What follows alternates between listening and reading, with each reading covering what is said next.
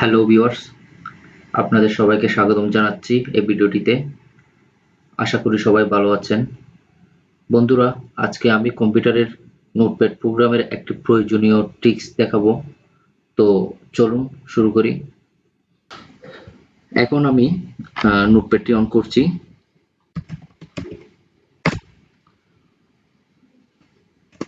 এখানে আমি লিখতেছি যেমন শেখ কাউসার মিটিং ডেট।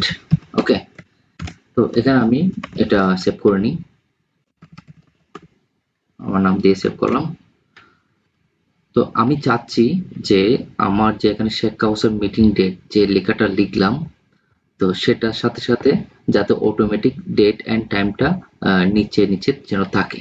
হ্যাঁ, যেমন আমি এখন লিখলাম শেখ কাউসার মিটিং ডেট, এরপরে আমি কিছুক্ষণ পরে আবার নোটপ্যাডটা অন করে আরেকটা টপিক লিখলাম, যেমন আমার ক্লাস শিডিউল অর যেমন আমার নিত্যদিনের প্রয়োজনীয় যে কোনো কিছু আমি এখানে লিখতেই পারি। হ্যাঁ, তো যেন লেখার সাথে সাথে আমার ডেট এন্ড টাইমটা আপডেট থাকে, যেন আমি পরবর্তীতে এটা আমার ফাইলটা অন করলে বুঝতে পারি যে আমার কখন আমি আপডেট করেছি আমার। হ্যাঁ, তো আশা করি অনেকে এই বিষয়টা জানেন না। তো আমি এটা একটা জাস্ট একটা ছোট একটা ট্রিক্স যেটা দেখাবো।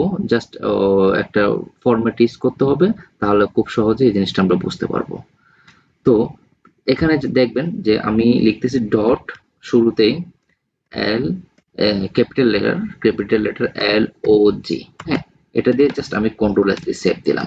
সেভ দিয়ে আমি ফাইলটা অফ করে দিলাম, ক্লোজ করলাম। ক্লোজ করার পরে আমি আমার ফাইলটা আবার অন করলাম। দেখেন বন্ধুরা, এখানে আমি কিছুই করি নাই, এটা অটোমেটিক একটা ডেট কিন্তু সে নিয়ে নিয়েছে, যে টাইম অ্যান্ড ডেট। হ্যাঁ, যেটা এখানে আপনারা দেখতে পাচ্ছেন যে টাইম অ্যান্ড ডেট, সেটাই কিন্তু এখানে অটোমেটিক আপডেট হয়ে গেছে। ঠিক আছে? তো এখন আমরা একটু ট্রাই করব যে নিচে যে অন্য একটা মিটিং বা কিছু একটা দিয়ে আমি আবার সেভ দিব, যাতে আমার আপডেট হয় কিনা দেখতেছি। যেমন স্লিপিং স্লিপিং টাইম, মানে আমি জাস্ট এক্সাম্পল দিচ্ছি যে এটা দিয়ে আমরা এখানে একটু ওয়েট করি যাতে টাইমটা একটু হয়। এই যে এখন দেখবেন বন্ধুরা, আমি এখানে 1টা 11 দেখাচ্ছে। তো আমি এটা কন্ট্রোলে সেভ দিলাম, এখানে আমি ক্লোজ করলাম। ওকে, এখন আবার অন করলাম। যে দেখেন বন্ধুরা, এখানে 1টা 11 AM দেখাচ্ছে প্রথমটা, 1টা 10, এটা 1টা 11।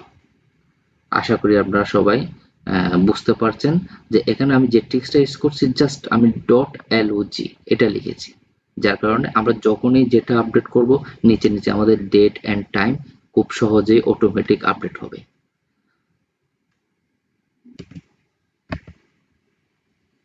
আশা করি এই ট্রিক্সটি আপনাদের ভালো লেগেছে। সবাই ভালো থাকবেন। আল্লাহ হাফেজ।